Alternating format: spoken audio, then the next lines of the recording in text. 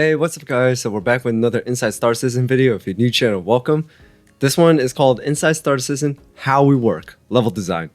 So what I really like about these videos are we get to hear from the people behind the scenes, like how they, what ideas come to their heads and like how they create things, how they design it, what their inspirations are and how long it takes. So that's really cool to see. And these guys always deserve more credit than they get, because without them, this is not possible. And also, right now, I'm looking at the beginning of the video, and we already see the one and only Jared. So I'm really curious to see what this video is going to tell us. So without anything else, let's just jump right into it. Inside Star Citizen is many different things to many different people. Jared Huckabee. Elevators are his arch nemesis.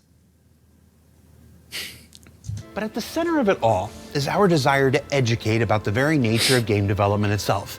And in this week's part 2 of our 3-part experimentation and format, we lean into that aspect and explore some of the foundational philosophies that guide just one of the teams that are continuously working to iterate.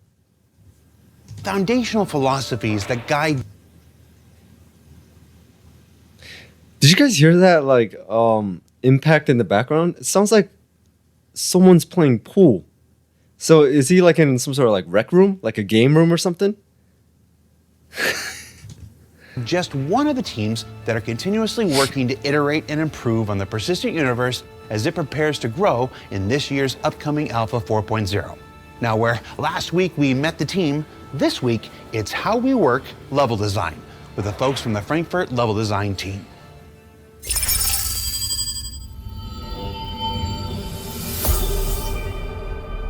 How we work level design. Yeah, like that. See? That's really cool. Building it from scratch all the way to the final product. Well, level design, it's probably one of the hardest things to describe in game development. We take gameplay elements and we take the environment and we just bring all that together.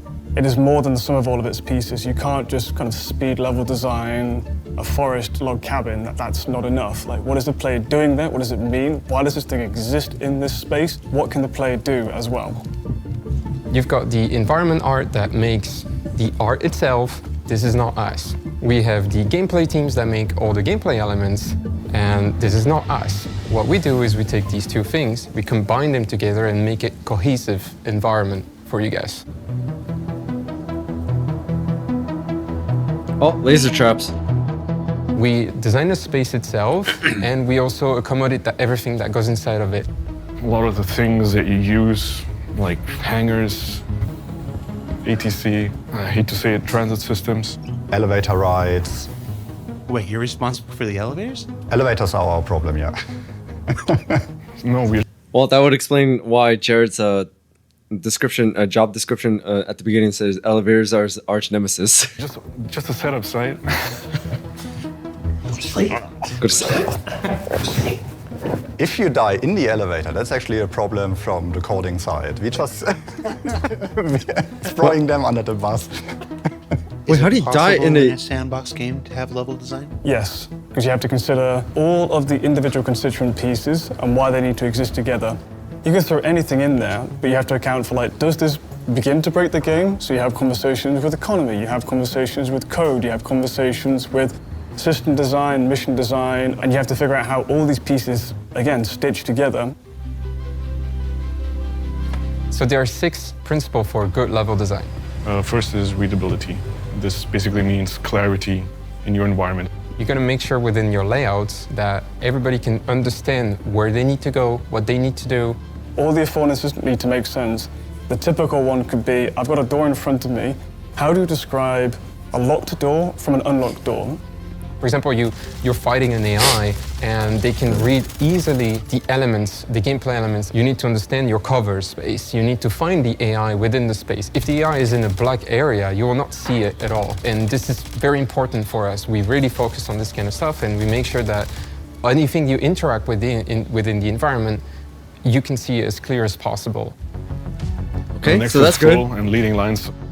It's creating a good composition of all these things, from layout, lighting, some props, a good mix of combat spaces or like combat encounters, and then time for exploration, and then doing a mix between both. We make sure that you're not going always on a straight line. We make sure that you're not spending 2 hours walking from one space to the other. In Pyro, you'll come across a lot more players as we funnel them into a certain space with a concentration of missions, for example, or things to do. You know, that is flow to us on the flow level, that is higher on the chart. And then certain areas will be a bit more on the lower end of your pacing. Leading lines is a compositional technique. Some examples can be you are following the cables from one interactable through to another area to interact with another element. You're being breadcrumbed along, you're being led along these leading lines. With Pyro Station, you have the core element, you have the arms pointing towards the center. It's a very simple example. That's a really more cool on a larger design. scale, but we look at it also on a room basis. We're trying to direct you through to a discoverable place over here, or trying to direct you through to like a vent. We're using light and cables to navigate you through these spaces. Third is options. We want to give you guys multiple options so you can complete your objective the way you want it. In context of our game is giving the player the opportunity to approach certain situations in different ways or get an idea of the situation in the first place. You have straightforward options, the combat route. You have a more sneaky option for players that don't like to engage in combat so much. Or you can also have like a puzzle route for players that like to do more interesting environment interactions.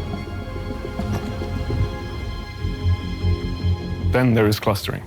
Clustering also falls into the compositional techniques or more in the layout side of things. Clustering means that you start like bringing objects together to create something a bit more natural. You put importance on things by grouping certain things up into clusters. A specific Pyro example would be the outposts, where you have a big landing pad in the center, and then you have groups of clusters of buildings that are arranged around it, and they form like points of interest by themselves. We've not always been successful with clustering, but moving forwards into the future, especially with Pyro, we're taking a renewed effort to concentrate and cluster things properly. Finally, there's scale and proportion. Scale is important in how you vary it. If everything is large, for example, nothing is large anymore. We are the That one is that true. defines all the metrics for FPS, but also for ships. We're talking about ships that have a few meters to some ships that have hundreds of meters. And we need to make sure that the transition from A to B feels always smooth and natural, right? If you, for example, come from a maintenance corridor or a small little packed little vent and expose yourself to this big room, you'll get it more likely an aha moment. So That is really good because you know how like sometimes you go through like a narrow hallway or you're doing all that, but then you come to like this a big massive like open room or something like that. You get a different feeling because now you just went from like this small space to a large space. So what I really like is they're taking the scale proportion into consideration, so that way it actually does feel like you are there and you are feeling the vibe as well. So that's really good. And also on top of that, the ships as well, because it's kind of like, you know, driving a car. There's a different vibe when you drive like a small sedan to like driving an SUV to like driving a truck. So what I really like is they're trying to make it like realistic as possible and like very, very like close to what you would feel in real life and what you would do when you're driving a car, when you're walking into a small or large room. That's really great. So I like how much time and effort they are putting into like level design and making it the best experience possible for all players. we still have a very big open spaces, but condense the gameplay space a bit more. So the players don't have so much options to walk around, but still get like the sense and the immersion of like a big open space. Proportion is just also feeds into scale. So you can use proportions to be able to scale up, like what is kind of the background space, what is the foreground space, and what is the midground space of like what is immediately interesting to you as a player, and what is in the background that's not yet relevant to you. So you can land at one outpost on Pyro 2, and you can see yourself in a sort of like habitation outpost village. Down the hill you can see there's a refinery area, but the main feature of this place that you were drawn to initially was this massive mining tower. These become like your immediate foreground, your midground, and your background. But again, you can always come into your ship and go to this massive mining tower. Therefore, this becomes the new foreground. You're always orbiting it, you're transferring around. This becomes your landmark to orientate yourself around all these other spaces nearby. Traditionally, in level design, you start out with a pre-production phase. This is where we ideate, conceptualize, we gather references, we do sketches, we do top-down layouts of our brain map, put things together. We then go into white box, which is literally going into the editor, start mocking things up in 3D, creating the space, and defining where the gameplay elements are. We have a shop on the right, shop on the left, your elevator, transit over here. We work at different scales at this point, and we define basically everything in the location, but with very, very basic shapes. And then we hand it over to art, so the focus lies more on art for gray boxing, making things more pretty, with us still having an eye on it to see that the original concept is still intact. And then finally, we'll move into final art, and the level designers will be able to kind of keep all of these cool. locations, like the intent of the location is kept consistent. Wait. Designers will be able to kind of... What's this? Oh, noodles. I was like, what was this called? Noodles, hot and fresh. Looks like you got some water over there. Kind of like a pretty rough shaped bar, things like that. Little lanterns for light. I mean, the design and everything looks pretty cool. Like, this isn't something really fancy or formal. Looks like you just found scrap metals and parts and just like stitched it all together. Keep all of these locations, like the intent of the location is kept consistent. It doesn't veer off too much into suddenly it's too big or too small. This is the original design direction that we wanted from beginning through to end. Once a location is released, it's not finished for us because there's always maintenance and additions that we do. When there's a new functionality, a new gameplay coming in, we go in and we add them to updates. all the locations. We retrofit the locations. So whenever there is a bug in the PU, we have to maintain these locations. So we would go into New Babbage and fix AI placements or shops not working anymore. But mostly, level design is also about coordinating with every team. So be it with like lighting, mission team, environment art, audio, narrative, they work more or less in their pockets, and then we try to keep an eye on like the big picture to bring everything together and look that everything is coherent and cohesive. What is important to us, or what we really want you to experience is a nicer flow in the stations. I think what we realized with Stanton is, you just take a ton of elevators from place to place. We kind of want to optimize that for you. Make it a bit more efficient so you don't spend a lot of time going from A to B. We are trying to bring, for example, the clinic and the habitation right away into the medical shopping clinic area and trying to make it much more compact. At the same time, we really, really want to offer some good gameplay content within the stations outside of missions that you can go into and so many discover places you on could your go own as you explore. We try to improve pyro stations with all the lessons we've got from Stanton. And now for outposts, Bar. each location has to have its own identity. Like, does this outpost fulfill the need for a combat space? Does this outpost fulfill the need for like a social space? Does this outpost fulfill the need for like a puzzle space? All these factors. So basically, each outpost will be unique. How has these unique abilities? I mean, not abilities. Unique like social reasons, like as you said, combat, social like social space where you could just interact or relax, and as you said, puzzles. So that's what I really like. Instead of having like every single outpost or location being the same, every single one of them is unique for their own reasons. Come into play and come into consideration when creating a whole new location. We want you to be able to discover little points of interest around the outpost. That penguin doll. Kind I of forgot what it's called again. If you come across an outpost, there will be multiple sub-locations around it. These could be like villages around it. This could be derelict settlements that are abandoned and you have to go into and can find potentially loot in. And once you've landed your ship, you are no more than a short walk away from the main reason you've arrived at this outpost, which is to trade.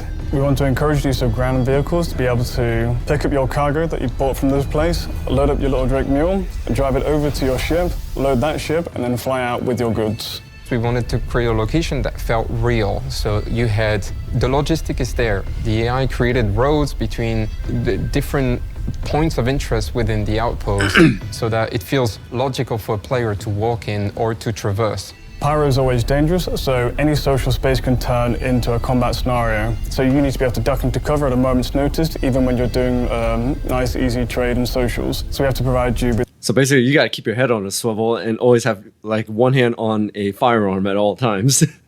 opportunities for cover and exciting FPS combat scenarios.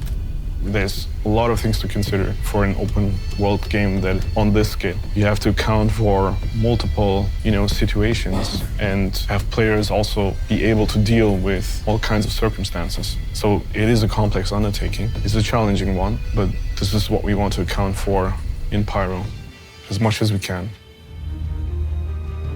Level design matters or is important because we think of a very broad scale and try to craft and create a great experience for you as the player. Level design ends up being greater than the sum of all of its parts. I get to talk with all these different disciplines at CIG, but also get to kind of like hold the hand of the player and curate that all the way through. We focus on the player experience. We look at all the features that exist and we try to bring them up all together into a cohesive environment that feels really fun for the players. Do you always succeed? No. But it's not always like within our hands, but we always try our best to, within the framework we have, to create like the best possible experience for you guys. So we've learned a lot from our time in Stanton, and we love hearing all the feedback we get from you as players. We want to take that all on board and begin establishing ourselves forward when we come into Pyro. What we really want to do also is balance out gameplay with the visuals. I mean, in the past, we've seen a lot of focus being spent on the visuals and less so on the content. This needs to switch around and find an even plane. And level design is just one way we're doing this in Pyro. We as level designers really want to make Pyro and Stanton in the future a great experience for the players. From a flow perspective, boring you less, making things more efficient for you as you follow the gameplay loops that you want to follow, and offer you gameplay content that you can just discover on your own. Man, there's so many mysteries, so many things you can do. So what did we learn this week? Well, we learned that level design is a discipline that brings... I just heard the impact sound again. Yeah, some people are definitely playing pool in the background. many other aspects of game development together to form what we always hope is a cohesive and enjoyable experience for the player. That the philosophies and precepts that guide their decisions continue to evolve as they learn important lessons from the development of Stanton and, of course, apply it to Pyro. And that Pyro itself continues to inspire an experience that should be markedly different from the one we have today in Stanton. There it is Inside again. Star Citizen, I'm Jared Huckabee. Thanks for letting us share the people and process of game development with you, and we'll see you all here next week. Thanks again, Jared. You guys like playing pool? I mean, for me, it's been a while. So what I really like about this is how they like broke it down and say like, hey, this is what we're gonna be. This is how it is. Like, you know, the space design and the scale. Where is it? Scale proportion. There you go. Scale proportion, and basically telling them like these are the areas that we want to focus on because they are what's going to be like carrying this game on, like majority of the game like into the future. What I really like about it is how they talk about like, you know, the outposts of how like every single outpost is unique for their own reasons. There's a lot more combat in this one. You could just socially relax and you could just relax and be be social with like other players or things like that. In this one over here, there's like mysteries and puzzles you could solve in this one. So that's what I really like about. So this one was like really interesting, and just like hearing from them saying like, hey, you die in an elevator, that's an issue. that shit was funny.